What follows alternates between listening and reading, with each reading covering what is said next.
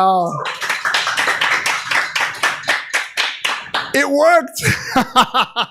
Never in doubt. Never in doubt. So everybody, welcome. We're here at Tropical Nomad, usually on a Monday, but today is a Tuesday. We have a very special insight share today, which is impactful for those who are in the realm of public speaking, for those of you in the realm of maybe podcasting or want to be one, those are in the realm of presenting, and those also interviewing, which I've kind of covered with the podcasting.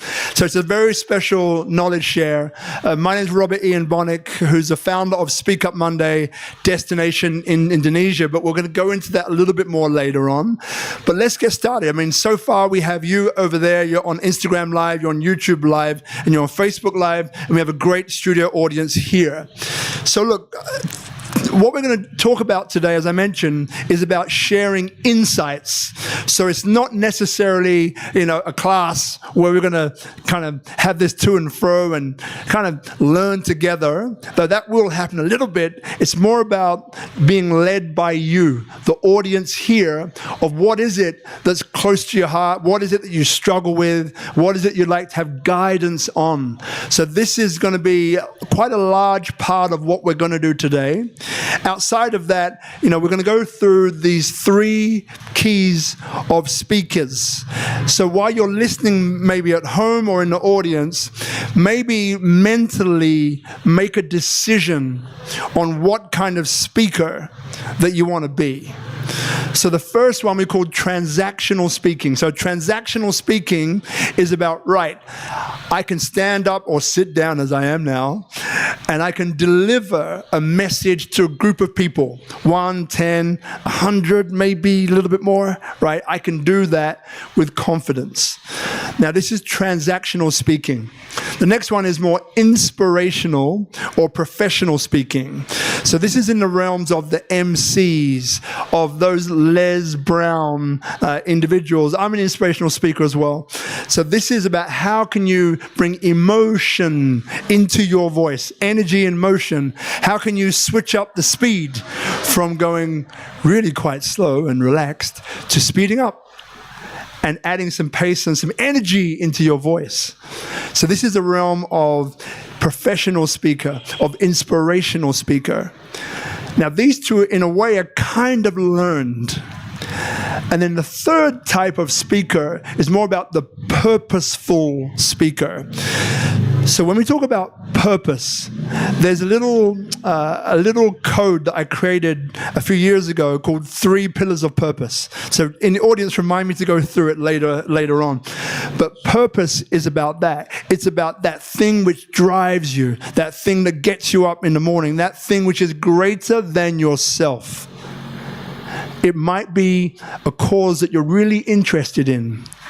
It might be something which life has kind of brought you to this particular place. Maybe you have been fighting a terrible, debilitating illness that threatened to take your life. But you managed to find a way through it and past it and over it. And now you want to speak up for those which were going through the same thing as you. So again, purpose has these intricate, beautiful aspects of it, which is about other people. Right? It's probably one of the defining qualities of a purposeful speaker. And as I mentioned earlier on to the people here, quite often being a purposeful speaker is letting go.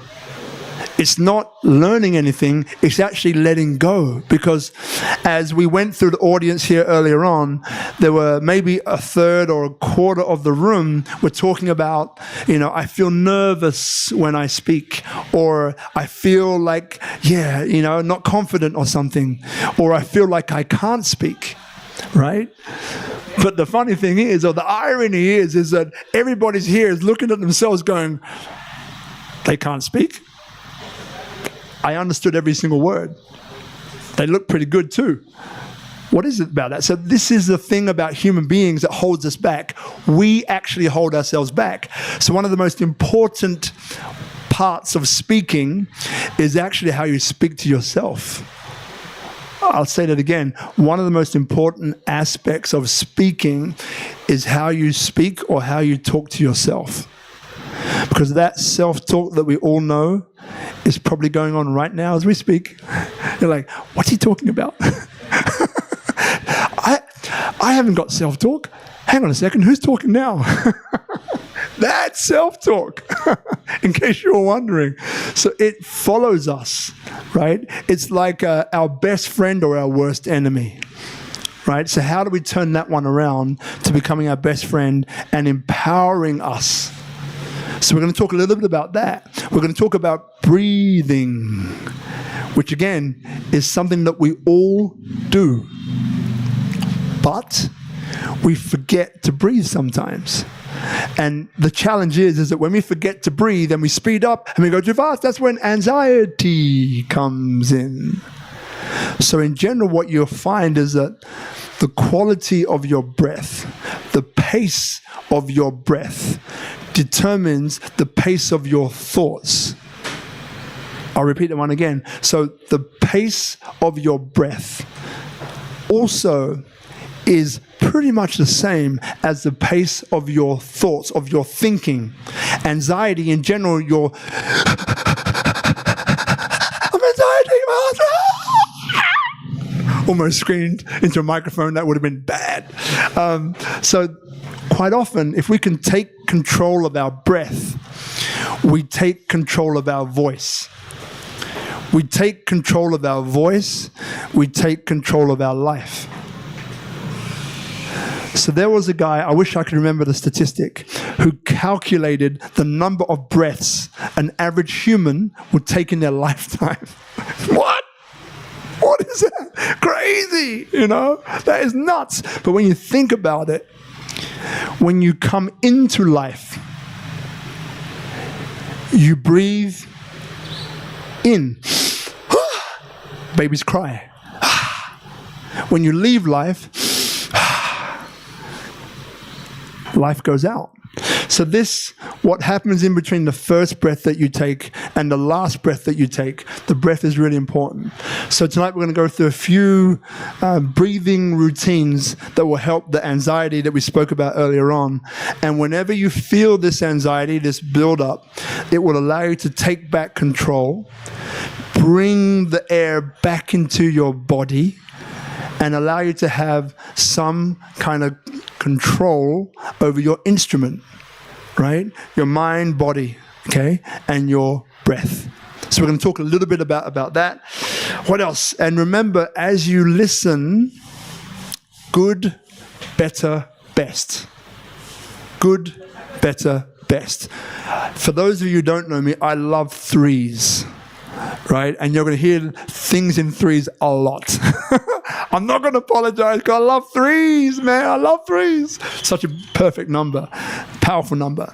So good, better, best. So when you think about what you're doing, think about, am I a transactional speaker? Am I an inspirational or professional speaker? Or is that where I want to be? Or am I a purposeful speaker? Is that where I want to go? Is that where I want to be? Right? And then good, better, best. Lastly, as I want to kind of discuss with you is that this one, I really do feel that we have been told a lie a lot. Being from the UK originally, you know, and maybe you can finish the sentence for me. Children should be seen and not heard. Chile, my girl, UK, love your work, right? Children should be seen and not heard. Now, I'm a parent of two. I've probably said that to my kids. Sorry, kids. But it's not good, right? So what I mean is it begins to set up patterns of belief about ourselves. I should be seen and not heard. What's that about? So when you start to look at that a little bit more deeply, you begin to see then why people earlier on were saying things like, I can't speak. I get nervous, right? I'm not clear. When we could hear you clearly, I can't speak. When clearly you can speak, looking at you now, my sister, right? Clearly you can speak really well, actually. It's just about slowing down most of the time. Because when we get anxiety, we speed up. Then when we speed up, it all goes haywire. right? All right, so I brought notes tonight so I can stay on track. Otherwise, I disappear. So look, we spoke a little bit earlier on to the audience here of why are you here? What is it that you want to learn? What insight is it that will be helpful for you to become better in the role that you're either walking into, being pushed into, or being pulled into, right? Whichever way. So with the audience, there's maybe 3 things. There's actually 5, right? So one, as you mentioned, was about I needed to do it for work. Another one there was, I just like to be able to be confident when I speak.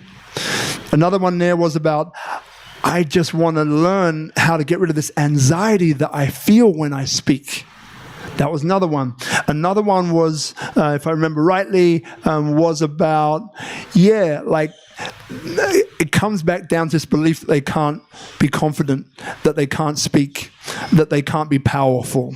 Right? So these are the ones that I'm getting more from this audience tonight.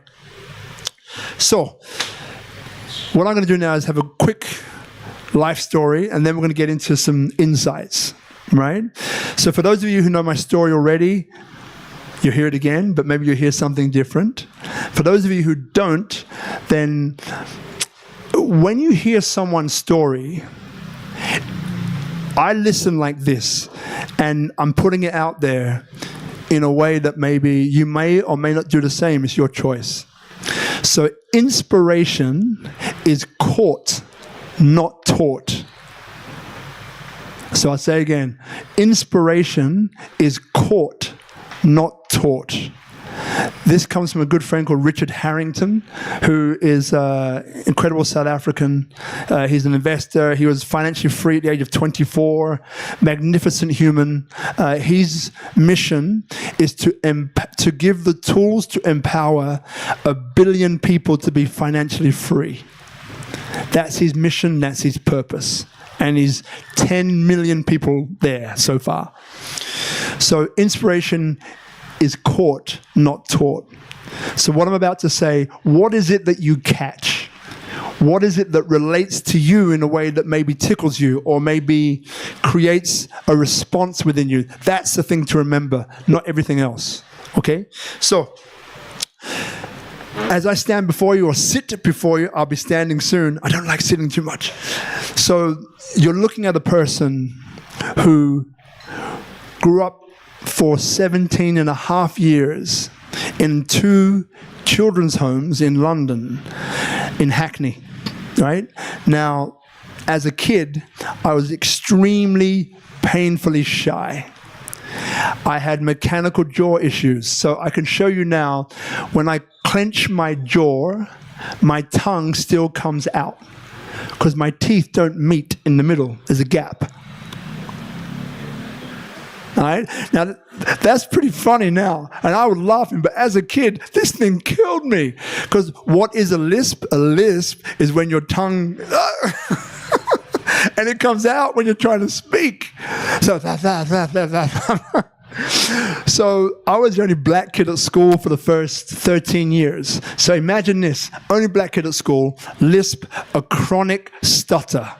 Now, we're talking so long that you could make a cup of tea for those English people around. You could go and do something, I would come back and I would still be stuck on the same word. So we're talking really tough. Mechanical jaw issues, stutter, lisp, confidence in the toilet, like confidence in the floor. If anyone would have looked at me and said, this guy is going to be a speaker when he grows up, it is the thing that you would never have imagined, ever. So everyone today who spoke on the microphone, who came, you have a much better chance than I ever did, because you can all speak, right? And even though you say you're not confident, you actually look pretty damn good. You look pretty damn confident, all of you. So this is where I started. And so there was amongst other things, it was a time of racism in the UK. And what happened was, many different things happened, but one particular event happened where it was a physical altercation between myself, my friend, and about 15, 16, or 20 other people. So it wasn't that fair, the odds. And out of it, I felt incredibly embarrassed, humiliated, and upset. I wanted revenge. Right? So those next 3 days, I was in upset. I was in rage. I was in denial. And I really wanted blood. I was 12 years of age, right? 6 months prior, we studied the 100 Years' War in history. And this 100 Years' War was in the Middle East, still going on now, right? So one kid next to me said, hey, 100 Years' War, right? Yeah. It can't be the same people fighting. Can it, miss? Went over my head. In that moment, when I was in upset, humiliation, I wanted revenge, I remembered that day, 6 months prior. And I realized, as we all do here, it's not the same people fighting. It's what's passed down from generation one to the next, to the next, to the next, to hate, to do this, to do that, to feel that someone is beneath you, and so on. Once I realized that, I knew I had a very powerful decision to make. And that decision was, do I become part of the problem or part of the solution?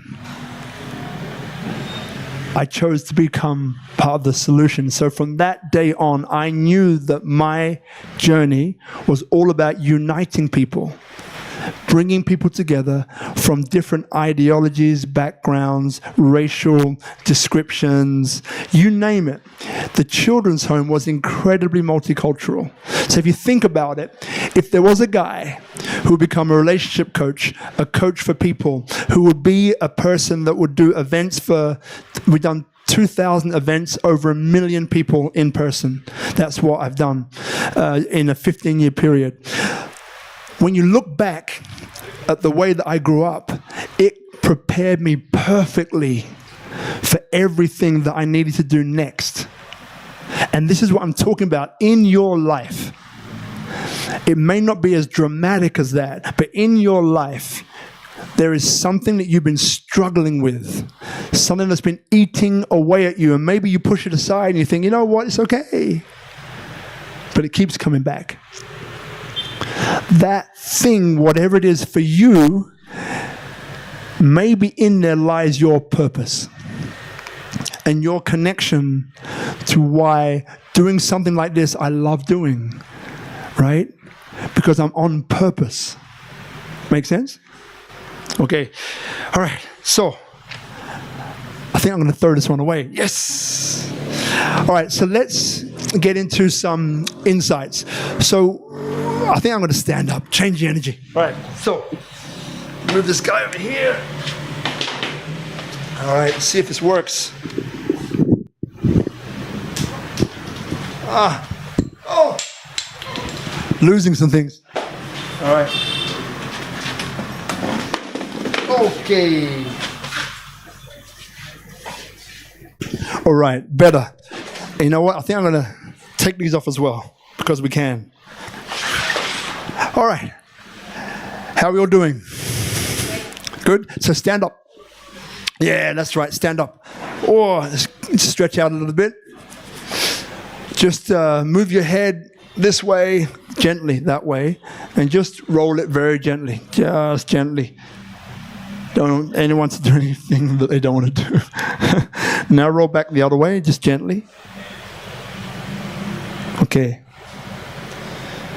So I just want you to put, if you're wearing pants, loosen them a little bit, not so they fall down, right? So we don't want to know, oh my God, we don't want any of that today. So just loosen your pants a bit. So I want you to put your hand around your belly button, around your navel. Okay, so one hand on your navel. Let's say your left hand for the sake of argument. Okay, so what I want you to do with your stomach is just to push out gently. So just breathe in through your nose. Breathe out through your mouth. So we're going to go in through the nose for the count of 3, and then out through your mouth, like you're blowing out a candle, like, right, for the count of 4. Make sense? So let me show you first. So in for the count of 3, so be hold, and out for the count of 4.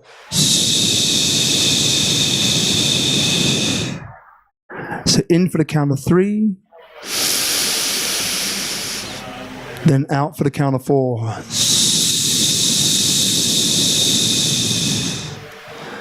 Again, so in for the count of 3, then out for the count of 4.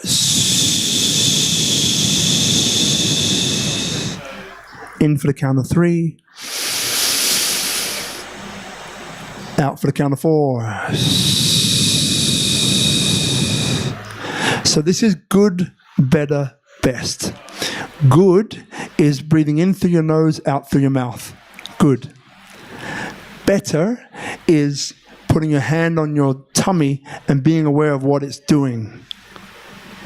Best is moving your tummy. So when you breathe in, your tummy moves out. So it's a bit like this. Do it this way. Then I'll turn around and do it the other way. So it's like this. So it's like...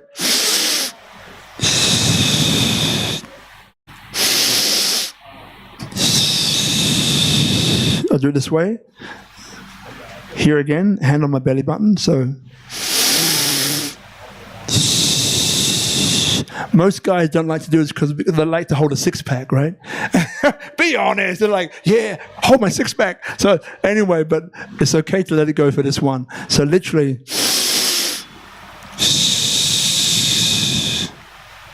and once more.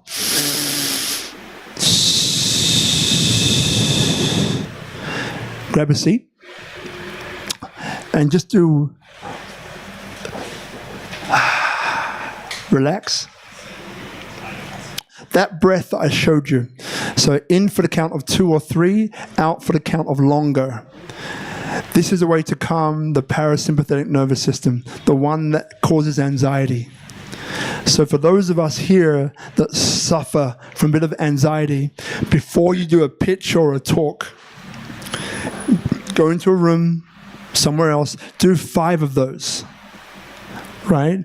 So in through the nose, close your eyes, even better. It's in through the nose, count 3, then hold, and out through the mouth for 3 or 4. Okay, so that is one of the best techniques, which is so simple, that allows the anxiety to dissipate. And now we can start talking and being ourselves, all right? So we've got 3 areas we want to cover tonight. So one is about public speaking, one is about presenting, and the other one is about interviewing, right? So put your hands up. Those who are thinking about public speaking, just raise your hand so I can get a sense. Great, cool. Those second priority, no, those who have priority of presenting, raise your hand, okay? And those who are interested in interviewing, raise your hand. Cool, so interviewing, presenting, about the same. The highest one is public speaking. Right, so, public speaking. Shout out for me some of the problems that you have. Just shout them out. And so when you speak them, I'll repeat them, okay? So public speaking. Storytelling. How to make it into a story. Storytelling, how you get the storytelling. Somebody else. Deliver the message effectively. Deliver the message effectively. Great. Somebody else. Any blocks to speaking publicly? Body language. Body language.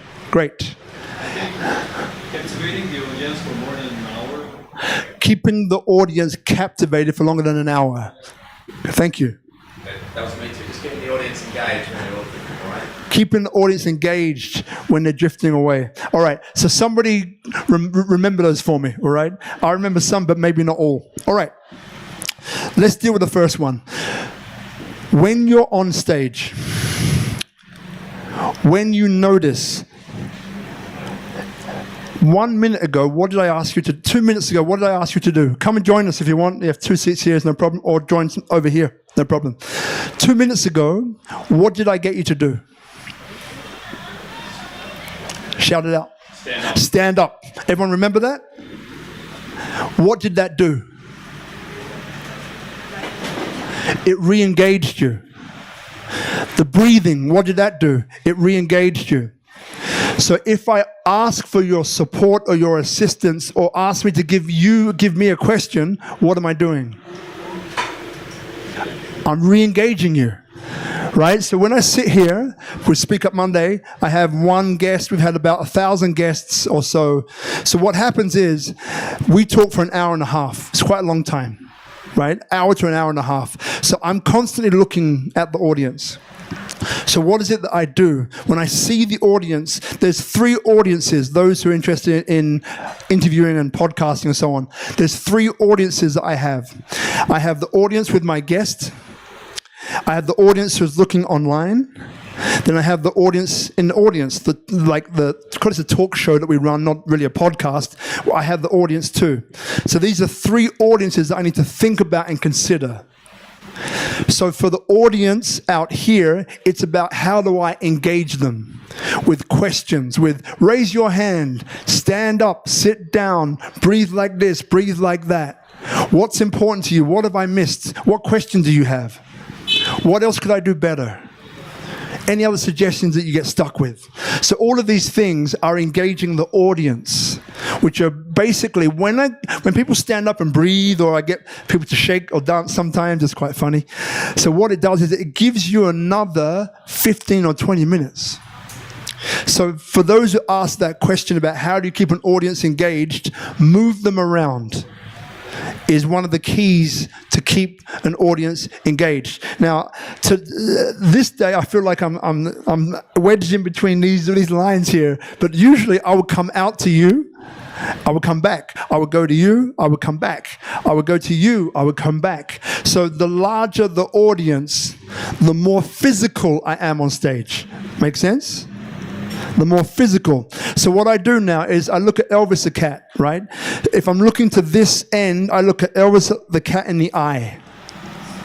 If there's 1,000 people here, maybe I don't know it's Elvis, but I fixate on one position and I hold that position. If it's a larger audience, I hold that position for longer. I'm talking about 3 to 10 seconds. So it may be about 10 seconds while I'm making a point. I'll look at Elvis in the eye. Everyone in this area of the room will think I'm looking at them. Right? They will be, it's like, he's talking to me. Right? And then I move. From here, I'll move it to here and do the same thing again. Then over here, I'll move it back to here.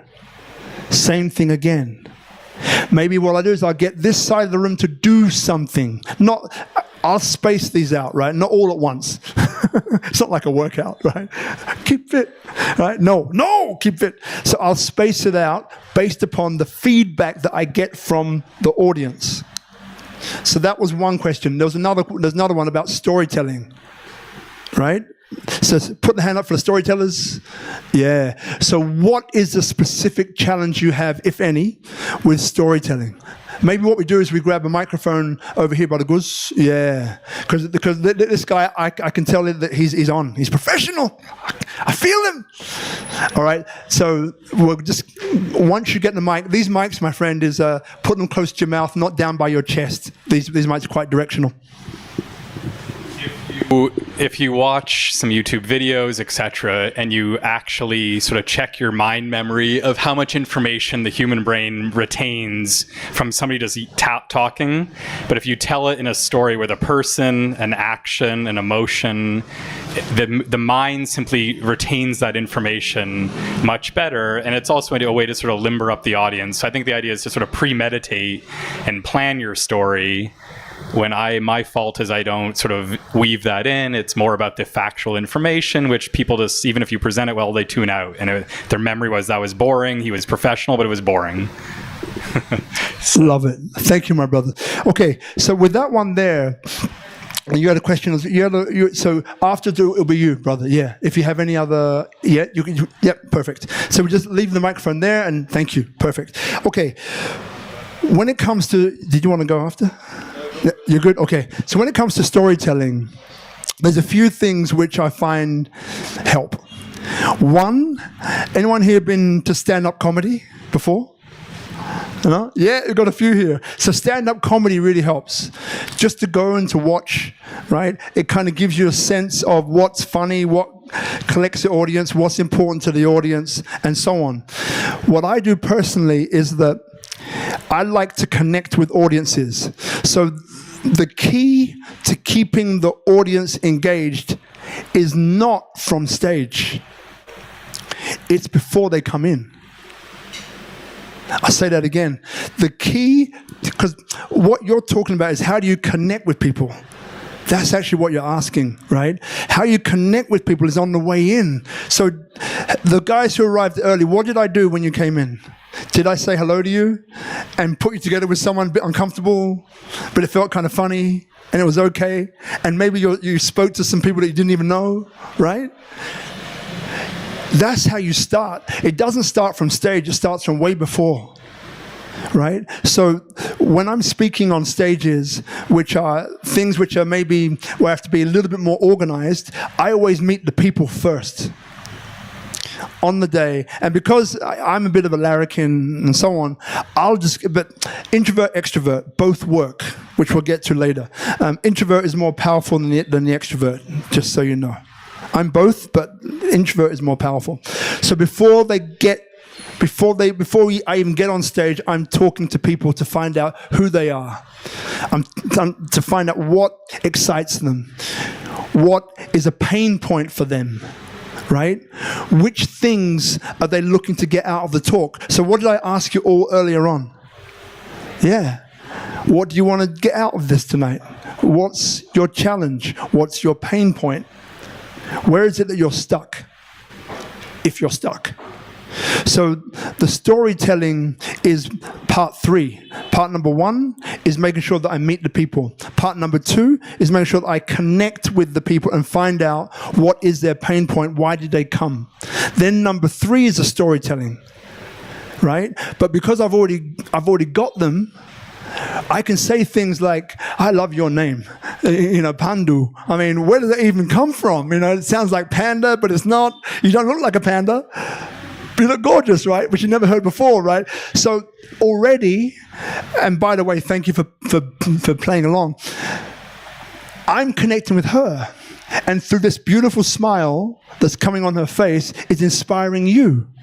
Which in turn is inspiring you, which in turn is inspiring you and you and you. So in other words, by learning and getting to know the people first, when I'm on stage, I can reconnect with them in such a way that they feel, wow, he listened to my name, Tilly, right? So I can now reactivate different parts of this room by calling someone's name. Right? Some names stick, some names don't, like Jared, Tilly, right? Sammy over here. Some names stick, some names don't. But by me taking the time earlier on to get to know someone, that's how I activate them. Then the storytelling is just part of it. It's not the be-all and end-all. It's just the end result. For that, I can go to stand-up comedy. For that, I can practice in the mirror. But at the end of the day, I don't need to worry about any of that, because if I can connect with the people, then I'm going to make sure that they keep with me. Because they feel me, I feel them. Got it? Make sense? Yeah. And everything else you said as well is great about the physicality of learning storytelling. But don't get caught up in the detail, brother. Like let me rephrase that. Good, better, best. Some people, like me, I don't really like detail. I just like to get over there and do it. Right? Others need to have everything written down, and there's no right or wrong. It's whatever works for you. So there's one guy I know who's a great speaker, transactional, who learns exactly what he's going to say by heart, right? And it's great. It works for him. For me, that's not what I want to do, but it works for him. So find what works for you, and if it works, keep on doing it. Yeah. Thanks, brother. Next question around that area. Any other questions about that insight, public speaking? So any more public speaking insights or questions or challenges or... I hate public speaking. Yes, so Brother Guzman to Brother Jared over here. And I'm going to quickly check, make sure I've got anything else here. All right, cool. I've got a few points for you. Yep. Yeah, so when you're public speaking, when you enter the stage or Yeah. the room, is there a certain mindset or like framework or even like analogy that you sort of have in your head? Because an example, I know like Jordan Peterson, he spoke about how to go into public speak, sort of treat it like you're speaking to only one person. Yeah. So I wonder what works for you and what do you recommend like that? Love it. All right, so there's these are the things I'm going to give you about public speaking quickly as I glance across at my notes. Right. There's 3 questions. There's more than that, but let's keep it to 3. Number 1, why are you there? So you're going to public speak, but why are you there?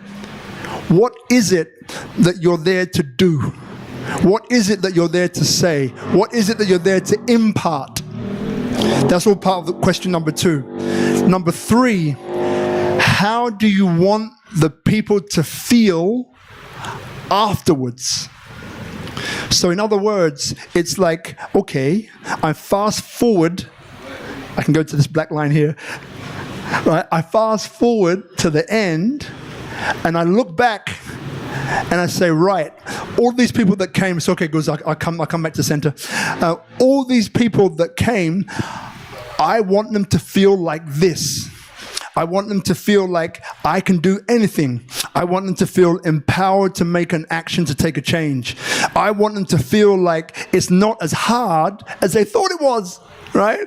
I want them to feel that the world is their oyster. So how is it that you want people to feel? Why is that important? This is to answer your question. So what I do is I visualize. So I go to the end. Right? So this night is already good. I know that some of you will come up to me after and go, Rob, that was great. I learned this, this, and this. Thank you so much. I got that, and that. I didn't realize you could do it this way. So I visualize ahead of time like I've gone to the end already. I know how I would like people to feel. And that emotion is what I bring in to that visualization. Question, actually. Everyone knows how to visualize or not? Just double checking. So if you visualized before, just raise your hand. Okay, all good. If you have not visualized before, raise your hand. Okay, thank you, my darling. Thank you, brother. You have, okay. And you haven't? So hand up if you have. Yeah, I love that saying. Right, cool. Visualization. So the brain, you may have heard, thinks in pictures. I'm simplifying everything because I'm simple. So the brain thinks in pictures, and these pictures create emotions in the body. Emotions in the body create these hormones that give you these feelings of what's happening. So for example, I used to be an athlete. Okay, basketball. Funny that, look at the hands. So I used to be an athlete, right? So for me, what I used to do outside of practicing religiously, I used to visualize winning the game, shooting, right? Hitting a 3-pointer or something from downtown, right? Little wiggle. I don't know, I'm looking at you. Little wiggle, right? Shooting and scoring, winning the game. Feeling all of my teammates come and jump on me. And I'm like, oh, get off me. Get off me, you idiots. You're heavy, right? So I would visualize all of that with my eyes closed. So what am I actually doing? I'm prepping my mind for success because the brain doesn't know the difference between what's real and what's imagined because the hormones fire in the same sequence and they give you those good feelings of I've done it, I've succeeded, I've made it. So, long answer to your short question, but I needed to go that way. So I visualized the end result. Why am I there? What is it I want to impart to people? What is it that I want people to feel after it's done? When I know and I feel that, then I'm able to say, right, I put that into like a 10-second visualization, a 15-second visualization. I get excited. You'll see me in the back, and I'm going like, woohoo! It's like, what's that guy doing in the toilet? You know, get out of there! Walk on the toilet! Right? Get out of there! Right? But that's what I'm doing. I'm prepping myself for success because I understand the process. All right? That answers your question? Yes, exactly. Beautiful. Any other questions? Oh, by the way, no, I said I'm going to give you a few things. So, congratulations. Yes. Got it. So, fix your audience. This is another one with public speakers. Fix your audience. What does that mean? It doesn't mean you go out there and you start fixing them. How am I going to fix you? Or you? No fixing. You explain and you share with your audience what is going to happen and how. We're going to have a bit of a game first, where you're going to say something about yourself, where people over here are going to get to know you a little bit. It might be uncomfortable, but it will be fun. And you're like, okay, he's told me what's going to happen. After that, we're going to go over here. Then we're going to stand up and do this. Then we're going to go over here. So I have 2 children. You are not children. Well, actually, maybe some of you are children. It's okay. I'm a child. So in the same way as you explain to your child what you're going to do that day and go to school and so on, is what you do with your audience. And this is how you fix your audience. Because you let them know what it is you're going to do before you do it. And once you tell them, then you go and do it. Right? So this is quite important. So quickly, a few insights again. It's before you get into the room. Why are you there? What is it that you want to impart? What is it, or how do you want people to feel after they've had this time with you? Okay? Go in the room. Meet the people on the way in before they sit down. Right? If you're an introvert, it's okay. Say, look, hi, I'm speaking today. I'm a bit of an introvert. So, this is a bit uncomfortable for me now to say hello to you. What's going to happen with the other person? Oh, because we're human beings, right? So I'm going to step, Guzman, don't follow me, right? So, pleasure to meet you. What just happened? She shook my hand. Why? She's a beautiful woman. Why did she shake my hand? She doesn't know me. I don't know her well. Met Melody. We are conditioned as human beings to do certain things. If I am nervous and I say to Tilly, hey, Tilly, I'm feeling a bit nervous up here right now. The sweat is kind of dripping down. My makeup's falling off the side of my face. Tilly's probably going to smile with me. Right? Or better yet, she's going to say, you know what? I know exactly how you feel. Right? So earlier on, you mentioned about Peterson saying, it's like talking to one person. It is, because we all feel the same things.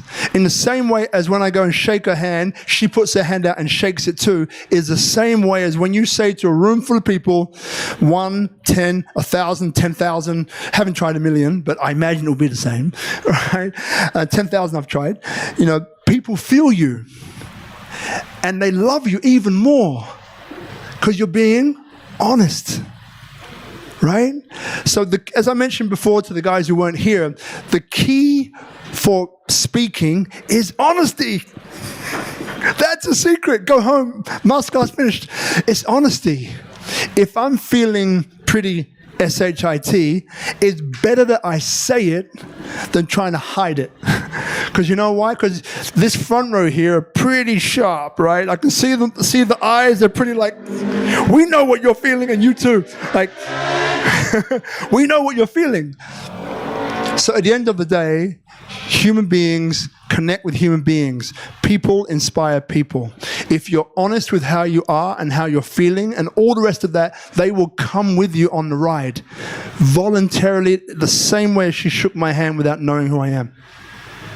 So that's a really good question. Long answer, short question.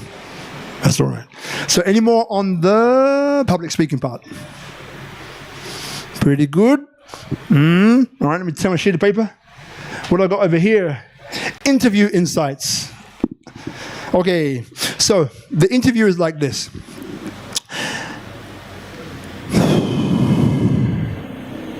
I love interviewing people, right? Why? Because I'm always learning. Of these 448 Speak Up Monday Q&As that we've done, I've learned so much from so many people because I'm open to learning. Sometimes I'm so open that when I go home, it's like I've become my guest. And I go home, and my wife is like, sorry, I'm going to talk to the fellas real quick. You know when your wife or your girlfriend gives you that look, and you know what she's thinking, and you know she's right. Be honest. Just raise your hand, fellas. Raise your hand. Raise them. Be honest. It's one of it's like this. Come on, Sammy. Yeah. Jared. Oh, look at Jared. If I found your girlfriend, she'd be like whipping you out the backside of the head. Jared, how dare you? Of course, she wouldn't be doing that. So here's the thing. When I go home, having interviewed somebody, it's like I've become so much in sponge mode that it's gone past the barrier that we had between us. So now it's almost like I've taken on board part of them here in my heart most of the time, because it's these sort of interviews that we have. So when I go home, it's like, whew, I kind of forget I need to have a shower, emotional shower as well as a physical one, right? So the key to interviewing, I find, depending on what kind of interview you're doing, is how do you connect with that person? And ways to connect, 3 ways, which I told you earlier on, is how you listen. So most people think that friendships are made in the talking, but they're not. Friendships are made in the listening. Right? Think about it. If you met someone and all they did was go, it's all about me. What do you think of me? Me. What would you do? You go like, you'd be out of there, right? As soon as you possibly could. So friendships, relationships are made in the listening, not in the speaking. And maybe the Creator gave us a clue. 1 of these and 2 of these. Maybe a coincidence. Don't think so. 3 types of listening. Listening to interrupt. We've all done that. Listening, pretending to listen while doing other things. Right? Multitasking. Now, my wife, she can multitask. Sorry, she can, right? Anyway, but putting that aside, it's when you are not focused on the person that you're interviewing. So when you listen to what they're saying and what they're not saying, in other words, you're listening to what the words coming out their mouth, but you're looking at their body language, their breath, their eyes, their head, shoulders, hands, not necessarily feet. That's a bit too weird. You're like, so how are you? What are your feet doing? You're nervous. Your feet look nervous. Don't do the feet. Just stay above this kind of area. If you're cracking me up. You've done it before, haven't you? It's the feet. Sorry, my feet are terrible. Excuse me. So here's the thing. When you listen actively, the next question always comes from the silence. And the 4th one is listening with your soul. Listening with your soul is kind of when I go home and I think that that person's part of me, because listening with my soul. But they make for the best interviews in this type of interview that we do. So some quick insights about interview tips is, number 1, work out what kind of interview it is that you're doing. Is it factual? Is it lifestyle? Is it specific to a particular industry? Number 1. Number 2, which insights or takeaways are you trying to reach? Maybe choose 3, right? This, and this. That then goes out there in your marketing material, right? The next thing is, right, so once I know what kind of interview, what the topic is, then I need to decide, do I need to sit down with this person before the interview to go through, like a child, he's not a child, she's not a child, but like a child, and explain what's going to happen. Some people will sit down and say, you know what, I trust you, let's just go. I think about 400 of the 448 interviews we've done are like that. It's like, let's just go. So we just do that, right? But then there are some who really want to know what they're going to be asked, when they're going to be asked that question, what you're looking for because they're worried or scared about being tripped up or saying something that they shouldn't say, right? So they're the key kind of insights that I found when it comes to interviewing. There are a lot more, but I'm trying to keep this one a bit shorter because I want to get to your questions. But these are the kind of key insights that I've noticed. The other one obviously is length. Now you know that the best length is probably between 10 and 20 minutes. We go for an hour and a half. But the best time is 10 to 20 minutes. After that, it's been shown 20 minutes, the brain starts to switch off a little bit. That's where all of these other things that we've said helps to reignite the brain, reignite the soul and the interest, and you bring people back for another 20 minutes, right? So this is part of that process. Okay, any other questions or insights or something that's bothering you? Be honest, better. Yes. Oh, good. We've got some activity in this area, Cosmo. Yes, you start. Good. Okay, so Hadis, come some water, please, my brother. Some water. Thank you very much. So actually, this is about what you said. You said like you visualize. Imagine like your success and stuff. So how can you just differentiate between this is my success and this is like kind of like delusional? So how do you differentiate between what is within the realms of possibility and that's completely delusional, right? Is that the question? You could imagine your success and stuff, but then what happens if it doesn't happen? Like, so are you going to be like delusional, like keep hoping that you are going to be success, or do you just need the trigger, the emotions? Great question. How do you deal with failure? Yeah? Okay, great question, and thanks for asking it. It's like this. We're back to the 3. It's like 3 again, really? Back to the 3.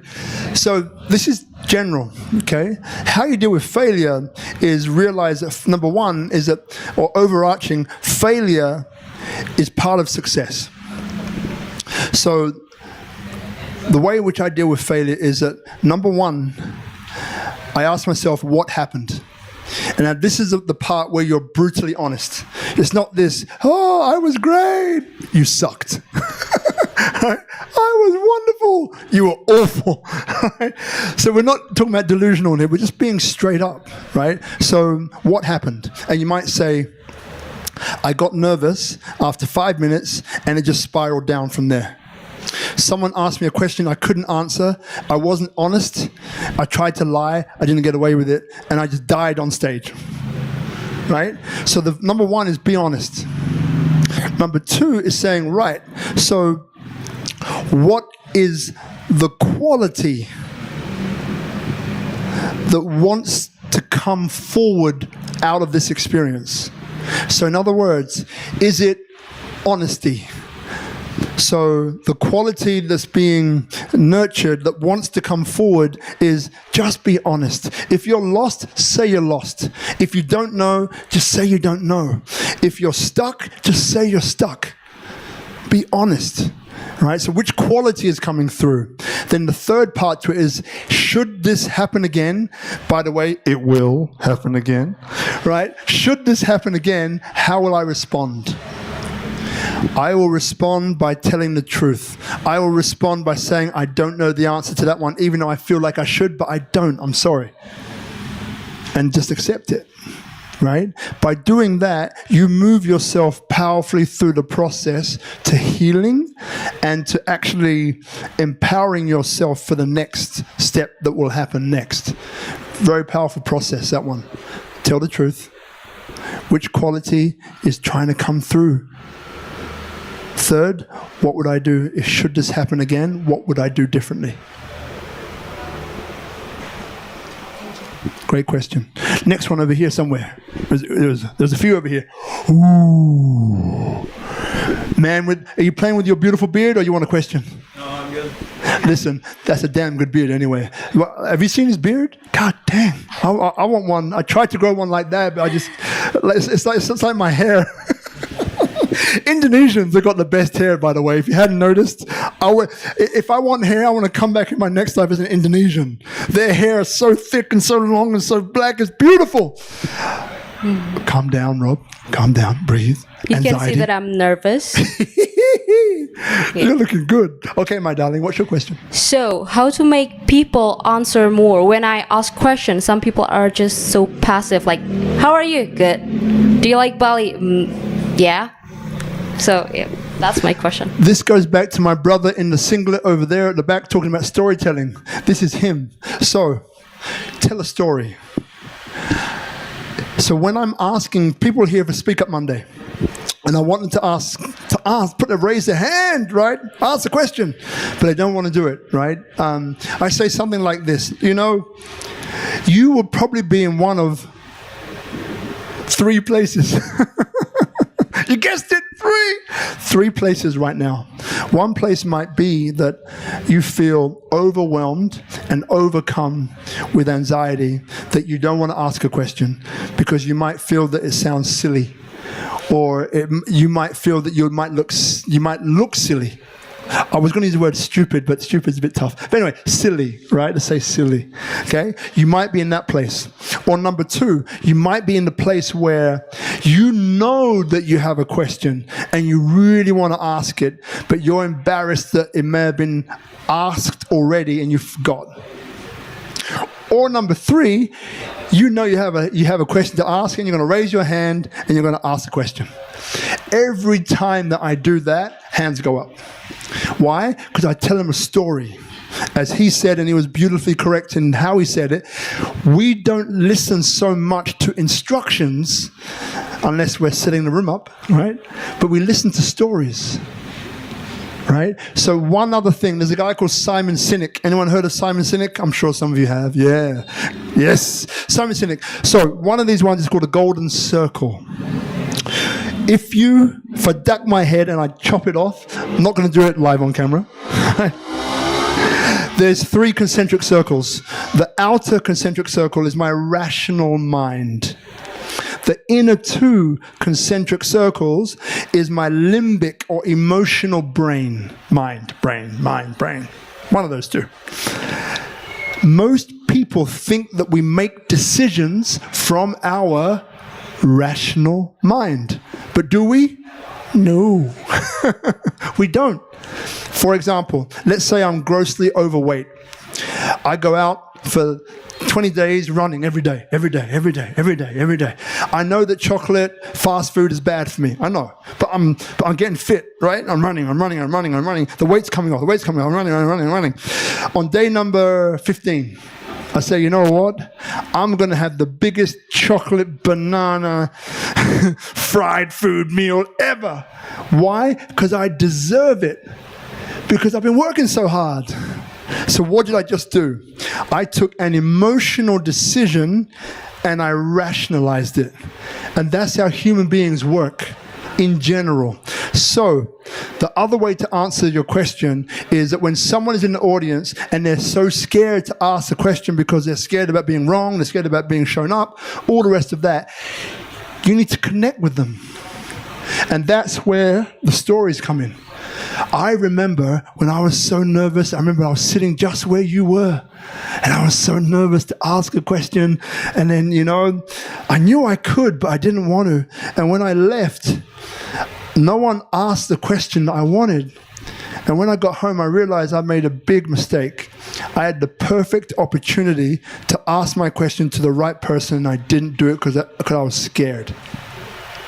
Don't be that person. Boom. I got a question. Thank you. Welcome. Next.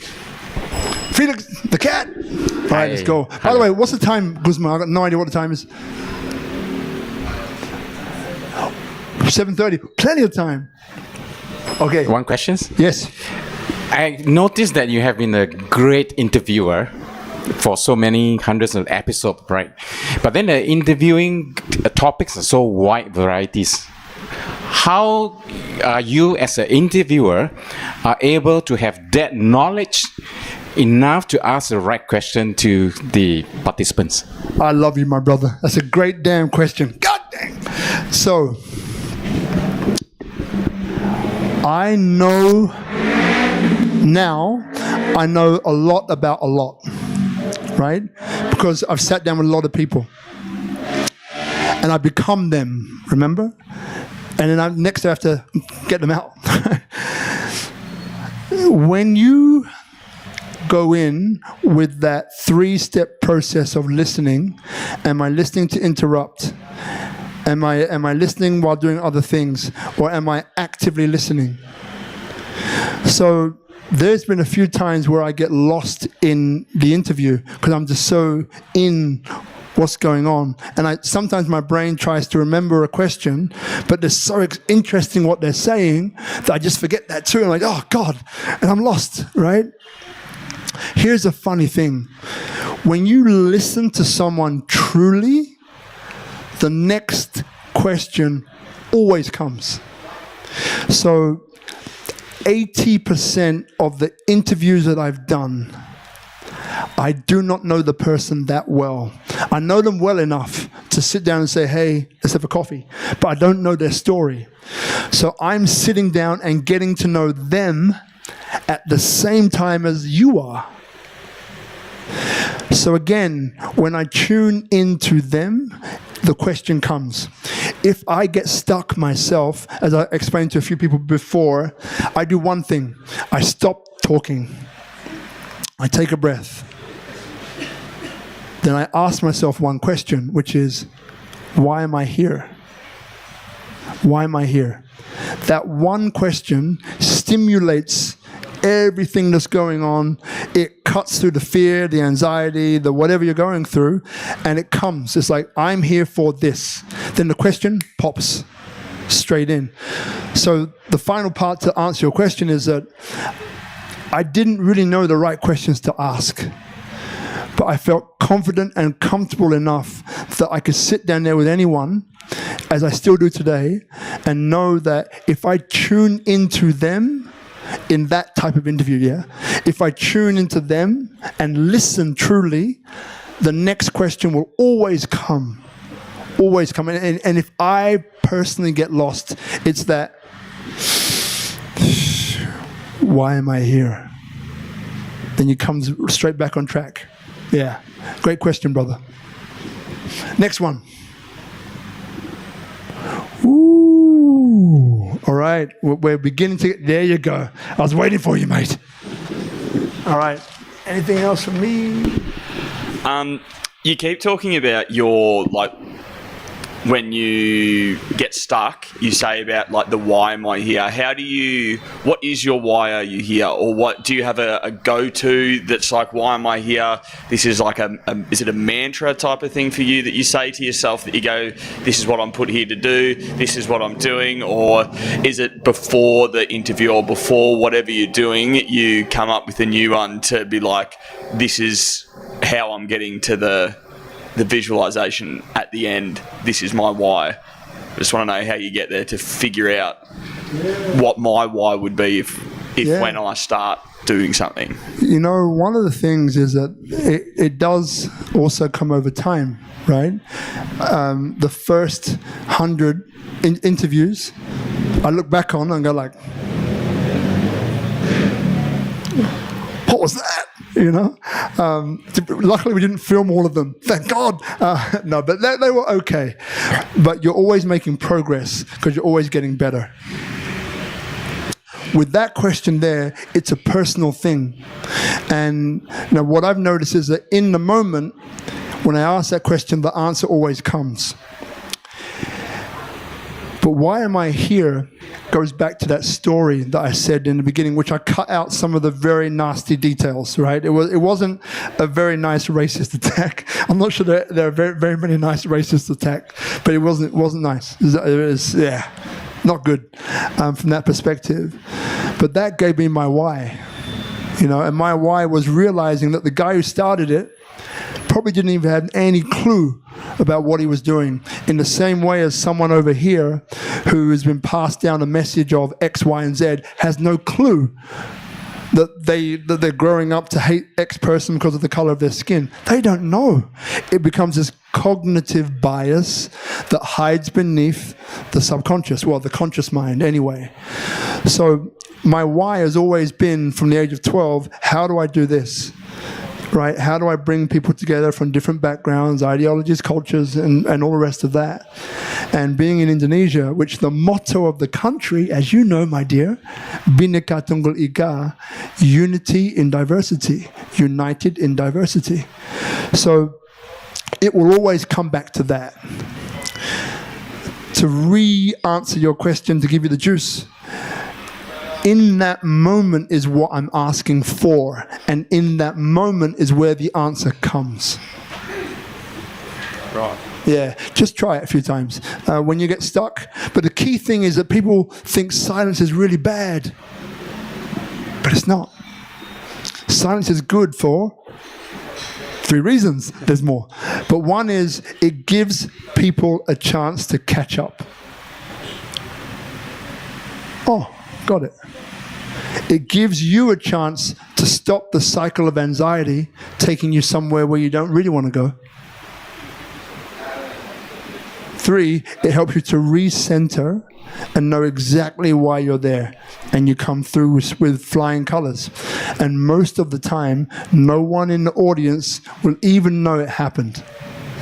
Maybe your guest will, because they can look at you and say like, oh geez, this guy's gone, mate. He's gone. It was like, this guy's face is blank.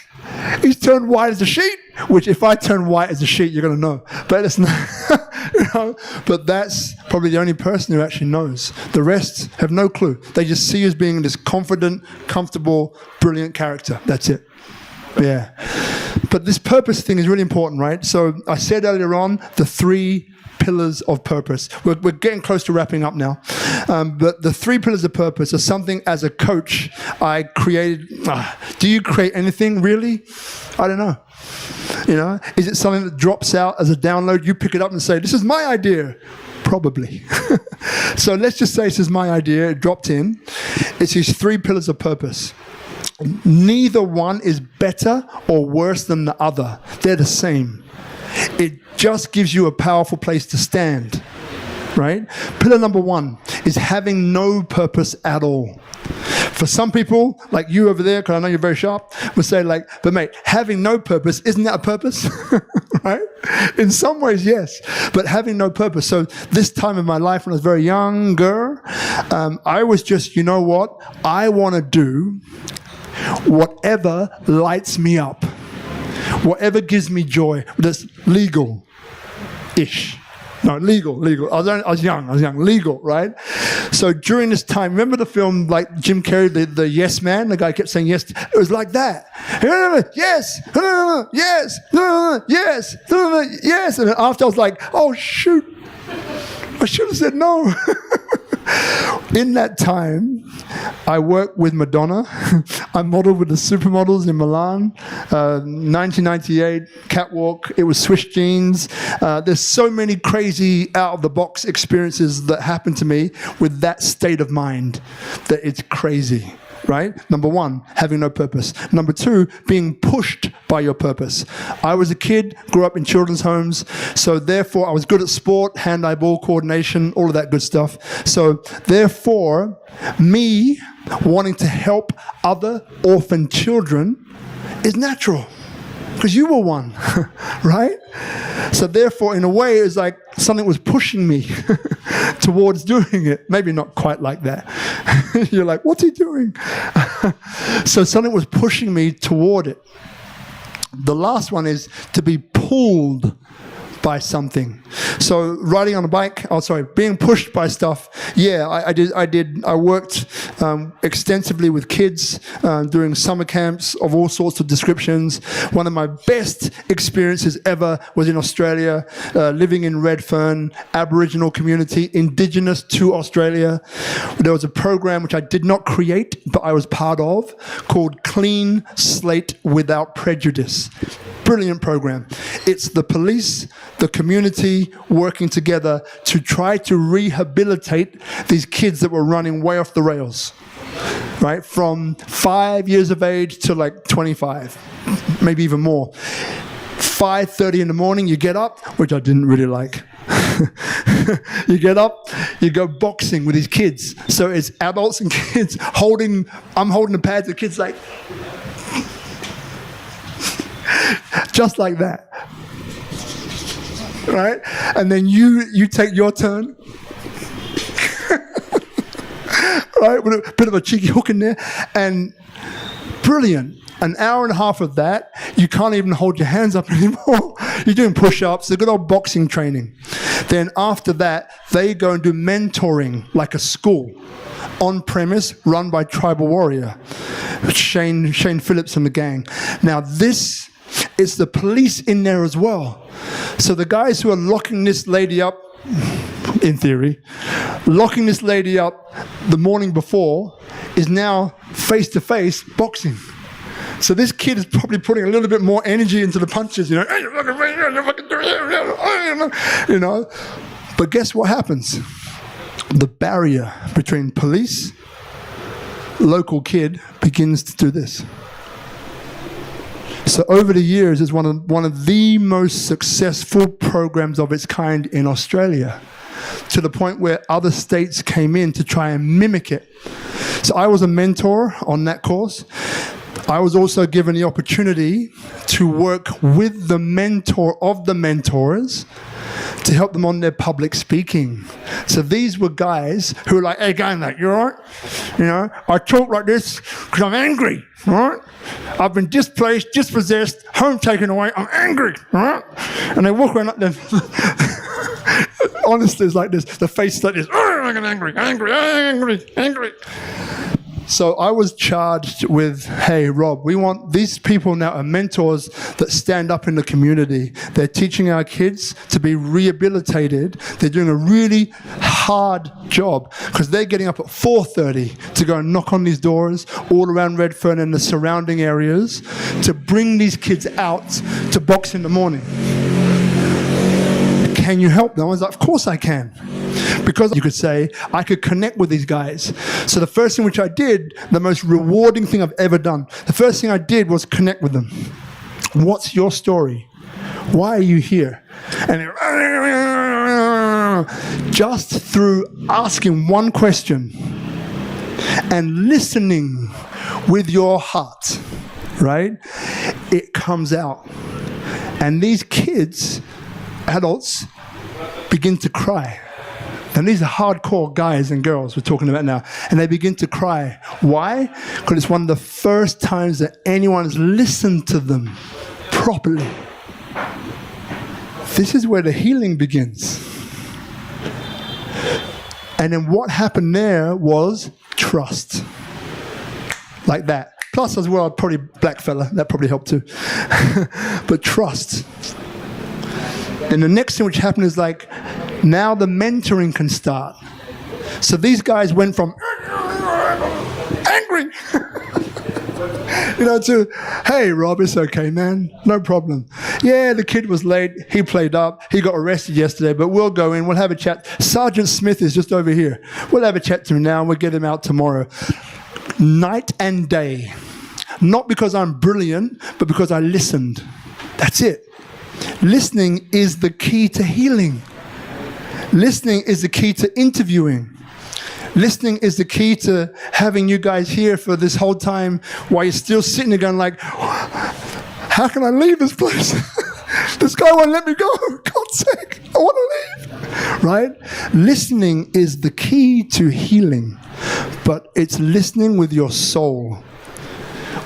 Active listening will get you there as well. But listening with your soul, you are there, planted in the soil like that. And they know it. They feel it. They feel you. And there's nothing they wouldn't do for you. These guys were like my security guards in Redfern. Not that we needed it. It's like, Rob, you all right? Yeah, I'm good. Why are you still there, man? No, I'm just making sure you're all right. I'm all right. Half an hour later, why are you still there? You all right? I'm all right. So 3 pillars of purpose. See, I got carried away. Sorry. 3 pillars of purpose. Number 1, having no purpose.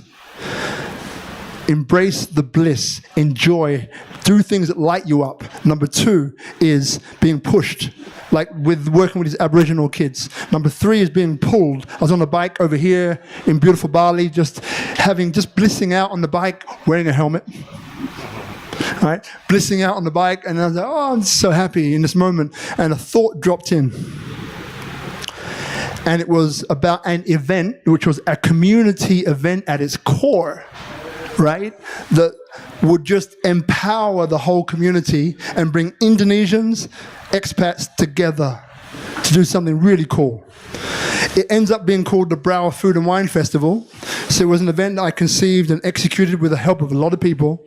And it was, I think, one of the most successful launches in Bali. It was 5,000 people through Temora Gallery in one day.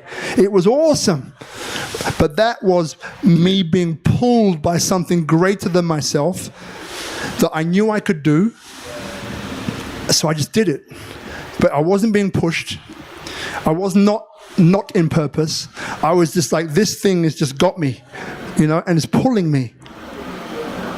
And that, coming right back to where we started, transactional speaking, very good. You can extend, you can discuss, you can message, you can communicate. It's good. Inspirational speaking and professional speaking is where the energy and the emotion begins to come through, and you might learn how to regulate it. Purposeful speaking is when you're pulled by something that usually is greater than yourself, greater than the sum of its parts, but you know at your core that you have to do it. You know. There's not this wishy-washy thing. Maybe you don't want to do it because you know it's going to have consequences. And your brain goes, don't do it, man, don't do it. But your soul knows you have to do it. Your gut knows you have to do it. And these are the 3. And as we begin to wrap this up, 'cause I know you guys are getting there now, if anyone here, would like some help, some support, some assistance with this, very happy to help. Just connect with me on all the different feeds or just in person as you are here. Again, what I love is I love empowering people. Then I love empowering those people to connect. And then I love creating events, activities that uplift a whole lot of people on all sides. Indonesian, foreign, you name it, right? The more diverse, the better. Because I see common ground between all of us.